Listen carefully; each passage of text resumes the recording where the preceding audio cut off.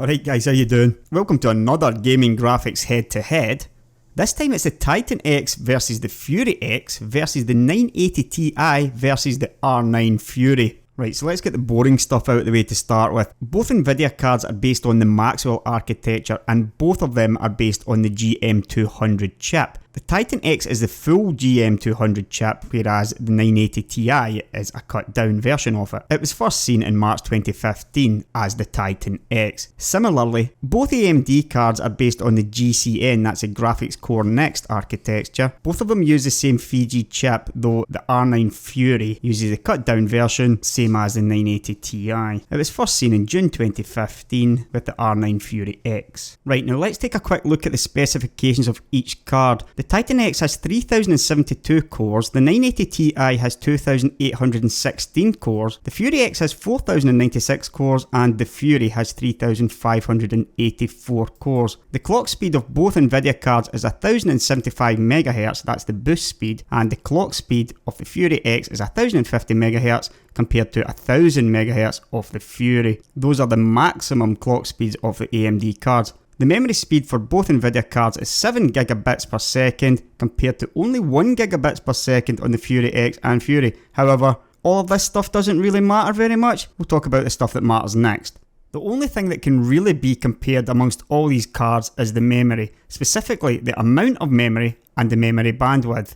The Titan X has 12 GB of GDDR5 memory compared to 6 GB of GDDR5 memory on the 980 Ti. Both the Fury X and the Fury has 4 GB of HBM, which stands for high bandwidth memory. As you can see below, that really does give it more bandwidth. The Titan X and the 980 Ti both have 336.5 GB per second bandwidth compared to 512 GB per second of the Fury cards. All four cards have another memory technology called Delta Color Compression. HBM is a brand new memory technology developed by AMD in conjunction with a company called SK Hynix. It's going to be interesting to see if the HBM memory bandwidth can make up for the lack of memory amount compared to the Nvidia cards. Right, before we move on to the benchmarks themselves, I'm going to say a word about the sources. I'm going to be using benchmarks from 5 established technology websites. See stuff like this Passmark and this GPU Boss. These are total trash. Don't use these as sources for benchmarks. Right, so let's move on to the benchmarks themselves. As ever, the green bars are the Nvidia cards and the red bars are the AMD cards. The dark green bar is the Titan X, the light green bar is the 980 Ti,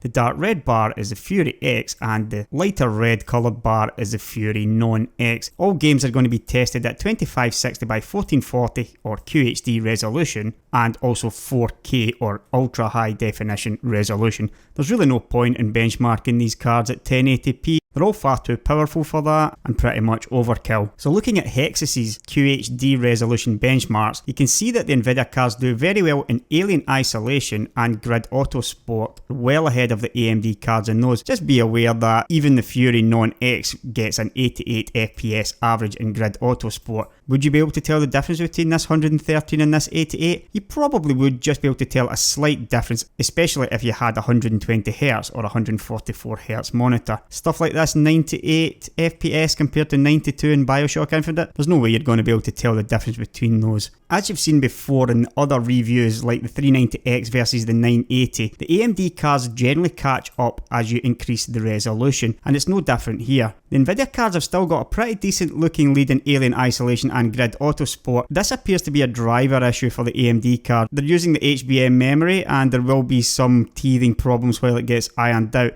but that certainly looks more like a driver issue to me. Everywhere else you can see it's very similar scorelines, especially between the Fury X and the 980 Ti. This is something you're going to see a lot at the 4K resolution. The AMD cards either catch up and just take over, like in the case of Tomb Raider, you can see the Fury X even beats out the Titan X, and there are also wins for the Fury X over the 980 Ti in Grand Theft Auto 5, Shadow of Mordor and The Witcher 3 now.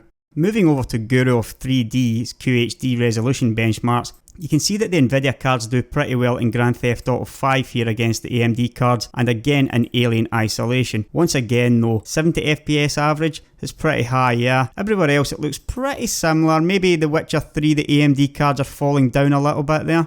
Once again, when you move up to the 4K resolution, things begin to tighten up. The Fury X now beats the 980 Ti in Shadow of Mordor Tomb Raider, there's a draw there in Thief, and a win in Battlefield Hardline and Hitman Absolution. There's really not an awful lot in it though. Even the Fury non-X manages to keep pace pretty well in most of these, apart from maybe Witcher 3 where it falls down a bit. The Titan X has won all of them though at Guru 3D. Over at Tom's Hardware's QHD resolution benchmarks, there's been a few changes. The AMD cards are still pretty far behind in Battlefield 4 and a little bit behind in Grand Theft Auto 5, especially the Fury non-X, which is quite a way behind there actually. However, even the Fury non-X can beat the 980 Ti in Far Cry 4 and also in Metro Last Light. These are games that AMD generally does quite well in because they use bandwidth a lot. Shadow of Mordor is another game like that, which is why the Fury cards are doing that little bit better here at QHD. Moving up to 4K resolution at Tom's, even the Fury non-X can beat out the Titan X in Far Cry 4.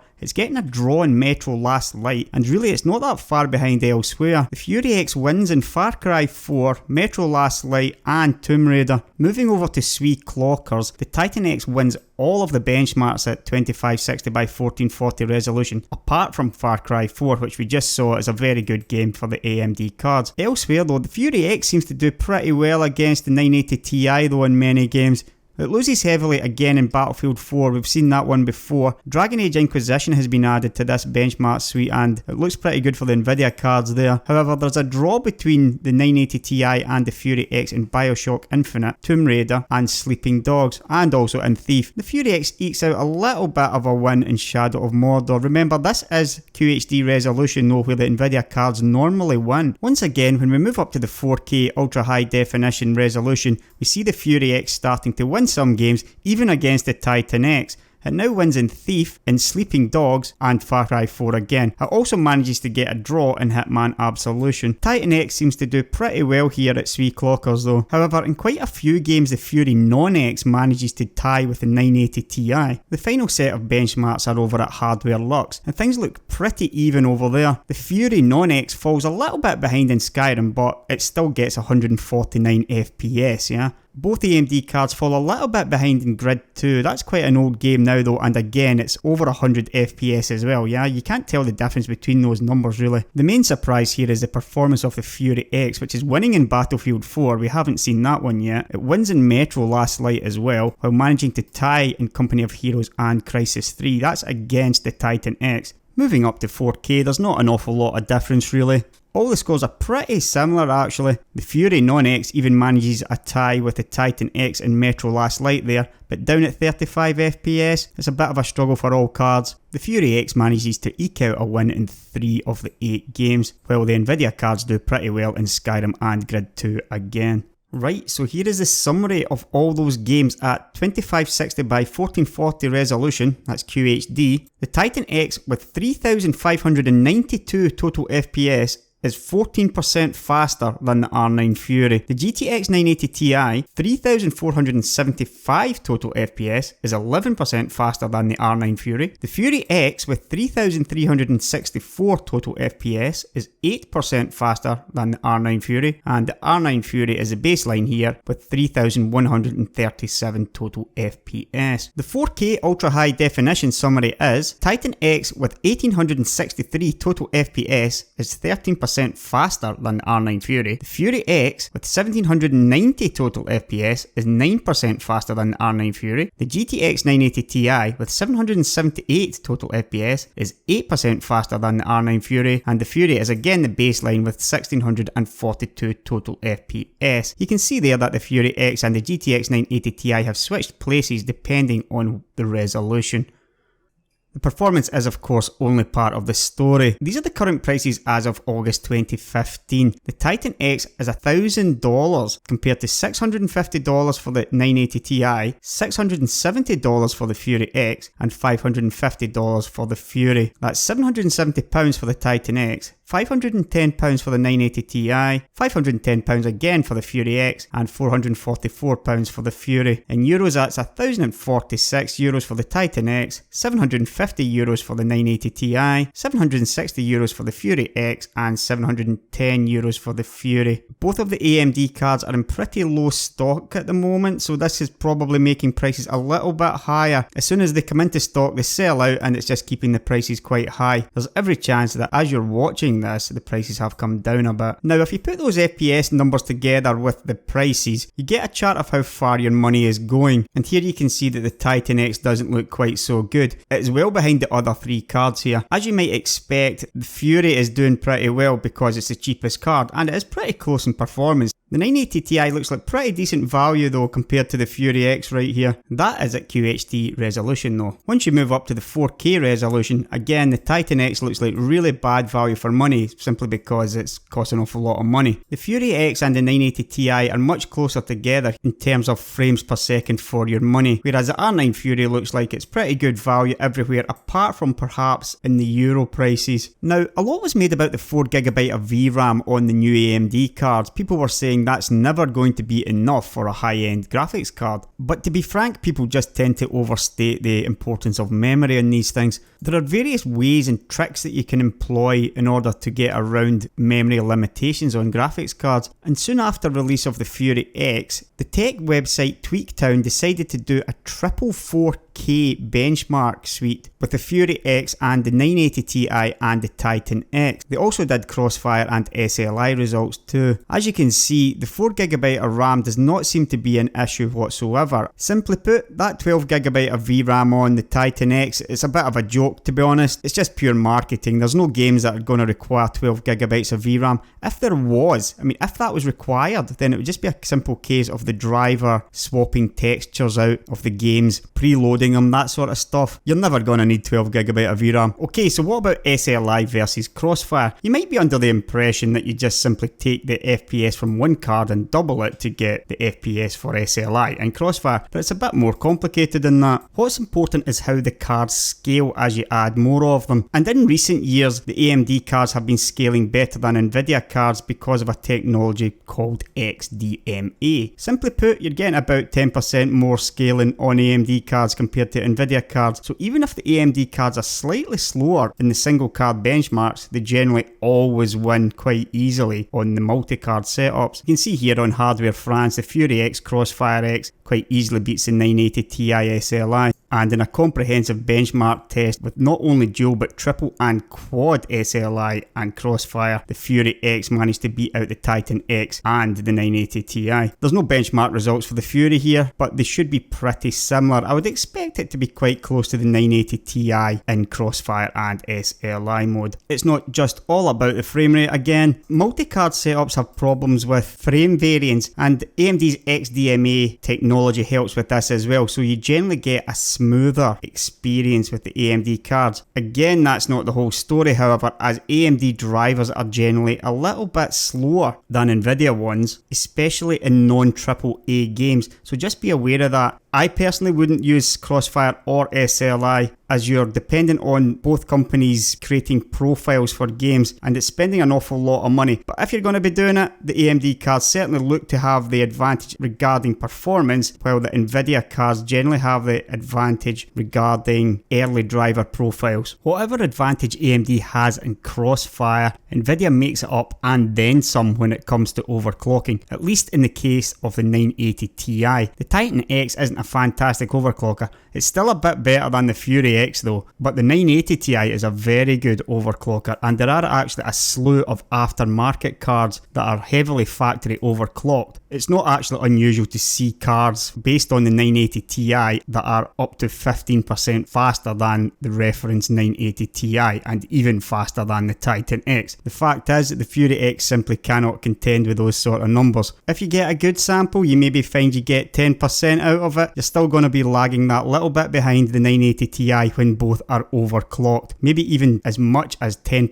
AMD really seem to have missed a trick here. They stuck on water cooling onto the Fury X, but then voltage locked the cards, so you can't actually increase the voltage in order to overclock them further. Sadly though, the cards don't overclock very well unless they are voltage unlocked, so it will be at some point in the future when you start to see Fury X cards that have got decent overclocking ability. As most high-end enthusiasts enthusiast graphics cards buyers will be wanting to overclock their graphics cards, and as far as they can go, this is actually quite a large win for Nvidia. Right, so before I hand out the medals, I'm going to have a quick look at the features and some of the other stuff that you might be interested in knowing before you purchase one of these cards. SLI versus Crossfire I just covered. G-Sync, FreeSync, they're pretty much the same thing. You do pay extra for G-Sync however. NV Surround Eyefinity, basically the same thing. Eyefinity is much better. Shadowplay versus VCE, these are pretty much the same thing as well. DSR, VSR, that's the one that lets you upscale your video. So let's say you are using a 1080p monitor, you can actually render at 4K or 1440p and then display it on your monitor. This is another reason why you shouldn't be bothered about the 1080p benchmarks for these cards. If you're gonna buy one and you've got a 1080p monitor, you're probably gonna upscale to 1440p at least anyway. All four cards are equally capable. Physics versus True Audio, these aren't really up to much in all honesty. You get one or two games that still have physics in it, you get very few games with True Audio. I wouldn't use either of these as a reason for buying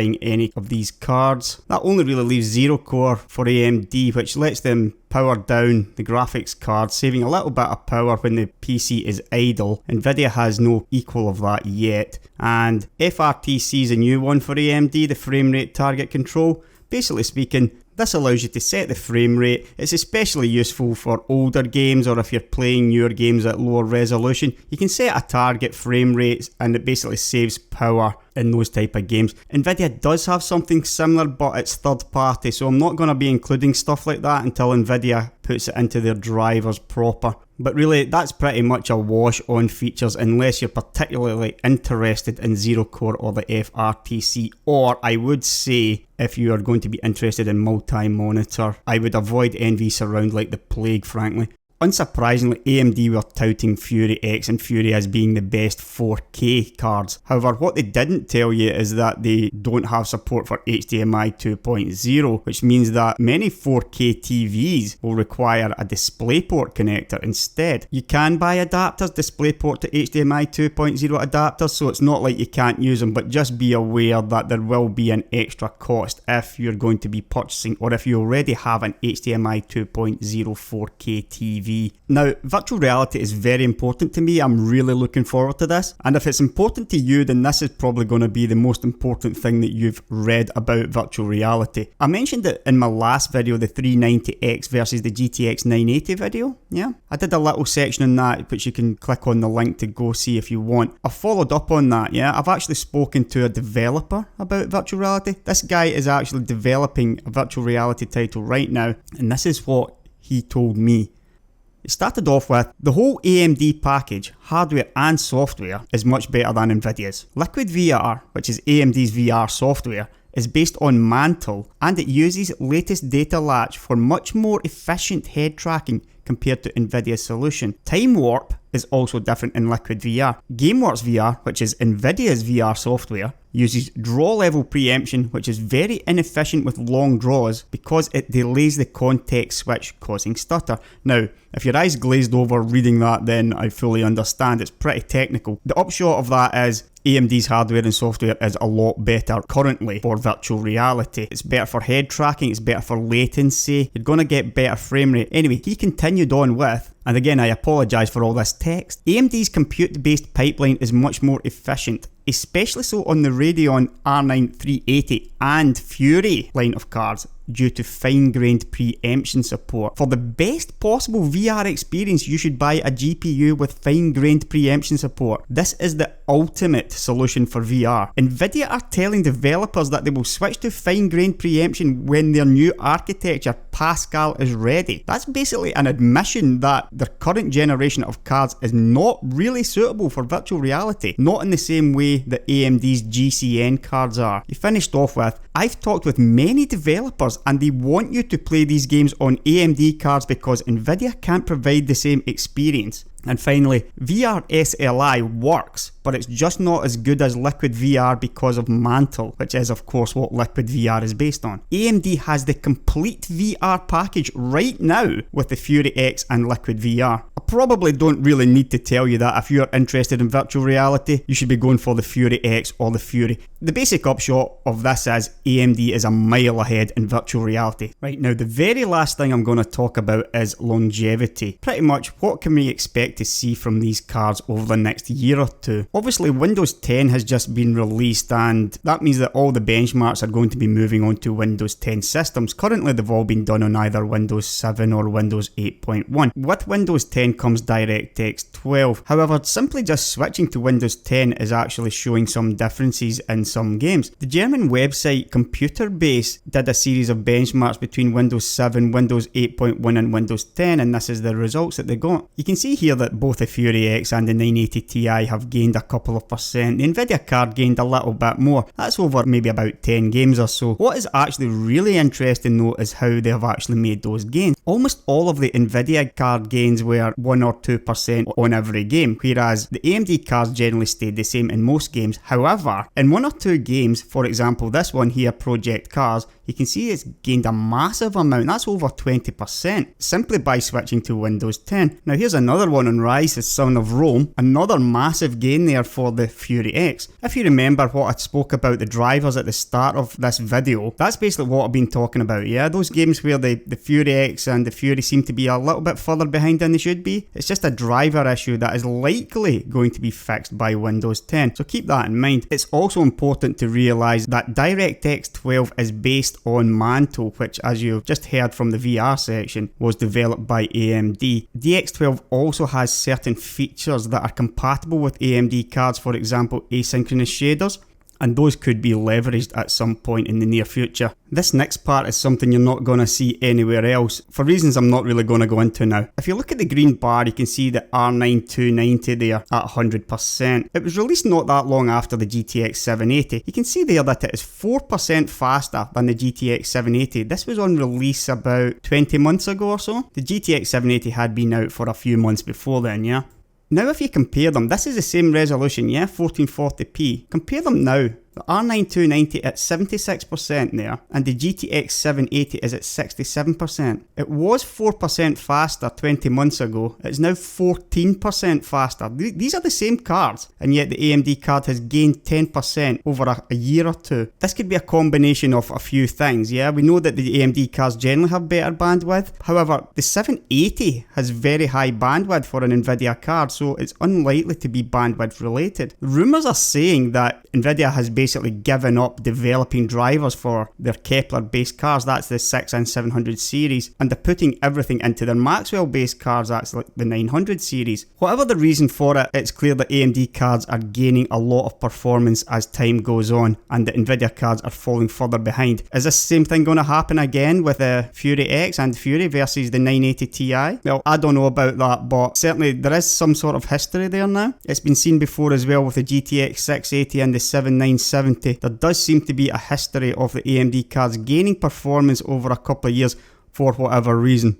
So after a long and hopefully very informative video, it's finally time to give out the awards. In fourth, or last place, is the GTX Titan X. Sure, it's the fastest graphics card out of all 4 of these, but at that price, it's simply not worth it, yeah? You're talking a few percent difference between the GTX 980 Ti and the Fury X, yet you're paying $300 or so more? $400 actually. It's just not worth it. Combined with what is a rather poor reference cooler on it as well, you really are so much better off just going with a 980 Ti, one of the overclocked ones, for much less cost. As I said previously in the video, the 12GB of RAM is just pure marketing and it's pretty much useless. In third place is the R9 Fury X. This is the most advanced graphics card in the world, yeah? It's got HBM memory, it's water cooled, it really is a marvel of technology, and it is just as fast as the Titan X GTX 980 Ti at 4K resolution. It's not that far behind at 1440p either. AMD cards in general look pretty good for a safe future bet, yeah, but this is not the future, yeah, we're here in the present, and right now this card really doesn't overclock well enough to be a true enthusiast buy.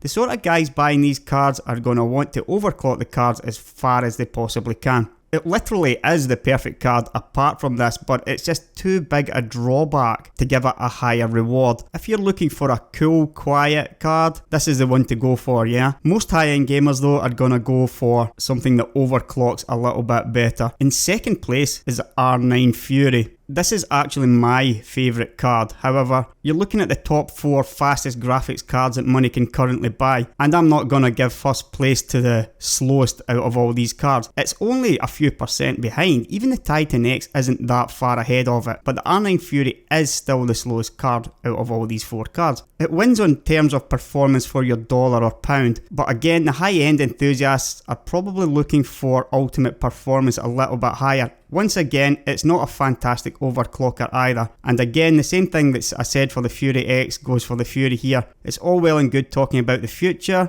People buying high-end graphics cards generally upgrade every year or two anyway. And right now, it's the slowest of these 4 cards.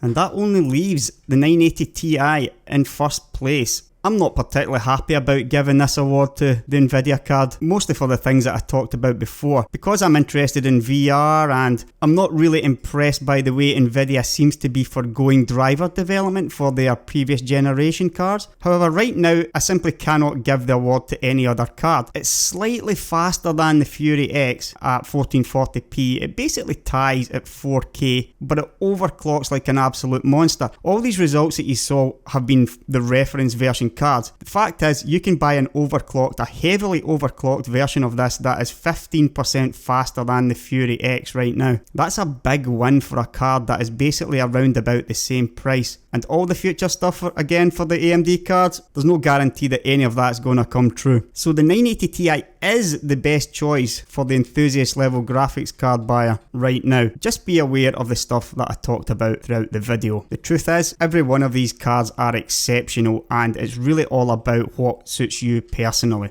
I hope you enjoyed this video and I'll see you in the next one.